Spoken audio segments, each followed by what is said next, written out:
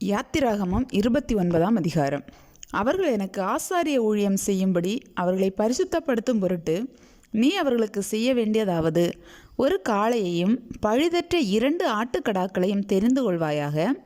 புளிப்பில்லா அப்பத்தையும் எண்ணெயிலே பிசைந்த புளிப்பில்லா அதிரசங்களையும் எண்ணெய் பூசப்பட்ட புளிப்பில்லா அடைகளையும் கோதுமையின் மெல்லிய மாவினால் பண்ணி அவைகளை ஒரு கூடையிலே வைத்து கூடையோடே அவைகளையும் காளைகளையும் 2 ஆட்டுக்கடாக்களையும் கொண்டு வந்து ஆரோனையும் அவன் குமாரரையும் ஆசரிப்பு கூடாரத்தின் வாசல் முன்பாக சேர பண்ணி அவைகளை தண்ணீரினால் கழுவி அந்த வஸ்திரங்களை எடுத்து ஆரோனுக்கு உள் சட்டையையும் ஏபோத்தின் கீழ் அங்கியையும் ஏபோத்தையும் மார்பதக்கத்தையும் தரித்து ஏபோத்தின் விசித்திரமான கச்சையையும் அவனுக்கு கட்டி அவன் தலையிலே பாகையையும் வைத்து பரிசுத்த கிரீடத்தை பாகையின் மேல் தரித்து அபிஷேக தைலத்தையும் எடுத்து அவன் தலையின் மேல் வார்த்து அவனை அபிஷேகம் செய்வாயாக. பின்பு அவன் குமாரரை சேர பண்ணி ஆசாரிய ஊழியம் அவர்களுக்கு நித்திய கட்டளையாக இருக்கும்படி அவர்களுக்கும் அங்கிகளை உடுத்துவாயாக. ஆரோனுக்கும் அவன் குமாரருக்கும் இடைக்கட்சிகளை கட்டி அவன் குமாரருக்கு குல்லாக்களையும் தரித்து இப்படியே ஆரோனையும் அவன் குமாரரையும் பிரதிஷ்டை பண்ணுவாயாக. காளையை ஆசரிப்பு கூடாரத்துக்கு முன்பாக கொண்டு வருவாயாக. அப்பொழுது ஆரோனும் அவன் குமாரரும் தங்கள் கைகளை காளையினுடைய தலையின் மேல் வைக்க கடவர்கள். பின்பு நீ அந்த காளையை ஆசரிப்பு கூடாரத்து வாசலண்டையிலே கர்த்தருடைய சன்னிதானத்தில் அடித்து அதன் இரத்தத்தில் கொஞ்சம் எடுத்து உன் விரலினால் பலிபீடத்தின் கொம்புகள் மேல் இட்டு மற்ற இரத்தம் முழுவதையும் பலிபீடத்தின் அடியிலே ஊற்றி குடல்களை மூடிய கொழுப்பு யாவையும் கல்லீரலின் மேலுள்ள சவ்வையும் 2 குண்டிக்காய்களையும் அவைகளின் மேலுள்ள கொழுப்பையும் எடுத்து பலிபீடத்தின் மேல் தகித்து போட்டு காளையின் மாம்சத்தையும் அதன் தோலையும் அதன் சாணியையும் பாளையத்துக்கு புறம்பே அக்கினியால் சுட்டரிக்க கடவாய். இது பாவ நிவாரண பலி. பின்பு அந்த ஆட்டுக்கடாக்களில் ஒன்றை கொண்டு வந்து நிறுத்துவாயாக. அதனுடைய தலையின் மேல் ஆரோனும் அவன் குமாரரும் தங்கள் கைகளை வைக்க கடவர்கள். அந்த கடாவை அடித்து அதன் இரத்தத்தை பிடித்து பலிபீடத்தின் மேல் சுற்றிலும் தெளித்து ஆட்டுக்கடாவை சந்து சந்தாக துண்டித்து அதன் குடல்களையும் அதன் தொடைகளையும் கழுவி அவைகளை அந்த துண்டங்களின் மேலும் அதன் தலையின் மேலும் வைத்து ஆட்டுக்கடா முழுவதையும் பலிபீடத்தின் மேல் தகித்து விடுவாயாக. இது கர்த்தருக்கு செலுத்தும் சர்வாங்க தகன பலி. இது சுகந்த வாசனையும் கர்த்தருக்கு செலுத்தும் தகன பலியுமாயிருக்கும்.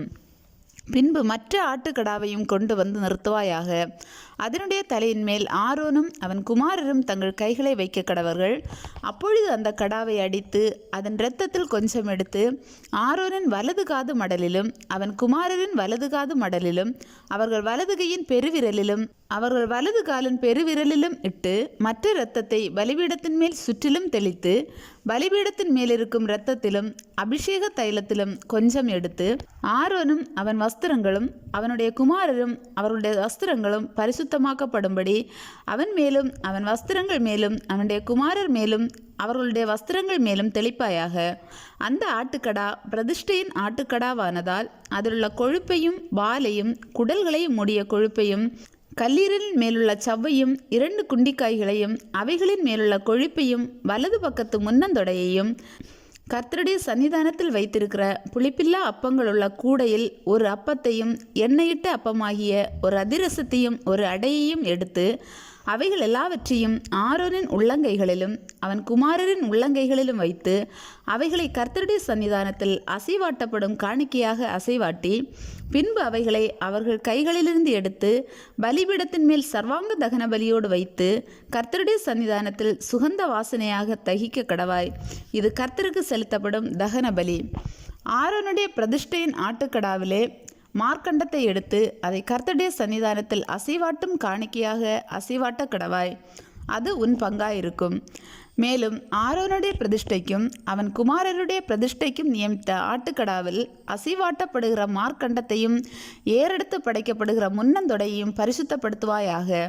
அது ஏறெடுத்து படைக்கிற படைப்பானதினால் இஸ்ரவேல் புத்திரர் பலியிடுகிறவைகளில் அவைகளே நித்திய கட்டளையாக ஆரோனையும் அவன் குமாரரையும் சேர்வதாக. இஸ்ரவேல் புத்திரர் கர்த்தருடைய சன்னிதானத்தில் ஏறெடுத்து படைக்கிற சமாதான பலிகளில் அவைகளே ஏறெடுத்து படைக்கும் படைப்பாய் இருக்க வேண்டும். ஆரோனின் பரிசுத்த வஸ்திரங்கள் அவனுக்கு பின் அவனுடைய குமாரரை சேரும். அவர்கள் அவைகளை உடுத்தி கொண்டு அபிஷேகம் பண்ணப்பட்டு பிரதிஷ்டையாக்கப்படுவார்கள். அவனுடைய குமாரரில் அவன் பட்டத்திற்கு வருகிற ஆசாரியன் பரிசுத்த ஸ்தலத்தில் ஆராதனை செய்வதற்கு ஆசரிப்பு கூடாரத்தில் பிரவேசிக்கும் போது அவைகளை 7 நாள் மட்டும் உடுத்தி கொள்ள கடவன். பிரதிஷ்டையின் ஆட்டுக்கடாவை கொண்டு வந்து அதன் மாம்சத்தை பரிசுத்த இடத்தில் வேவிப்பாயாக. அந்த ஆட்டுக்கடாவின் மாம்சத்தையும் கூடையில் இருக்கிற அப்பத்தையும் ஆரோனும் அவன் குமாரரும் ஆசரிப்பு கூடாரத்தின் வாசலிலே புசிக்க கடவர்கள். அவர்களை பிரதிஷ்டை பண்ணி பரிசுத்தப்படுத்தும் பொருட்டு அவைகளால் பாவ நிவர்த்தி செய்யப்பட்டபடியால் அவைகளை அவர்கள் புசிக்க கடவர்கள். அந்நியனோ அவைகளை புசிக்கலாகாது. அவைகள் பரிசுத்தமானவைகள். பிரதிஷ்டையின் மாம்சத்திலும் அப்பத்திலும் ஏதாகிலும் விடியற்காலம் மட்டும் மீந்திருந்ததானால் அதை அக்கினியாலே சுட்டரிப்பாயாக. அது புசிக்கப்படலாகாது. அது பரிசுத்தமானது. இந்த பிரகாரம் நான் உனக்கு கட்டளையிட்டபடி எல்லாவற்றையும் நீ ஆரோனுக்கும் அவன் குமாரருக்கும் செய்வாயாக. 7 நாளளவும் நீ அவர்களை பிரதிஷ்டை பண்ணி பாவ நிவர்த்திக்காக ஒவ்வொரு நாளிலும் ஒவ்வொரு காளைகளை பாவ நிவாரண பலியாக பலியிட்டு பலிபீடத்துக்காக பிராயசித்தம் செய்தபின் அந்த பலிபீடத்தை சுத்தி செய்ய வேண்டும். அதை பரிசுத்தப்படுத்தும்படி அதை அபிஷேகம் பண்ண கடவாய். 7 நாளளவும் பலிபீடத்திற்காக பிராயசித்தம் செய்து அதை பரிசுத்தமாக்க கடவாய். பலிபீடமானது மகா பரிசுத்தமாயிருக்கும். பலிபீடத்தை தொடுகிறதெல்லாம் பரிசுத்தமாகும். பலிபீடத்தின் மேல் நீ பலியிட வேண்டியது என்னவெனில், இடைவிடாமல் ஒவ்வொரு நாளிலும் 1 வயதான 2 ஆட்டுக்குட்டிகளை பலியிட வேண்டும். ஒரு ஆட்டுக்குட்டியை காலையிலும் மற்ற ஆட்டுக்குட்டியை மாலையிலும் பலியிடுவாயாக.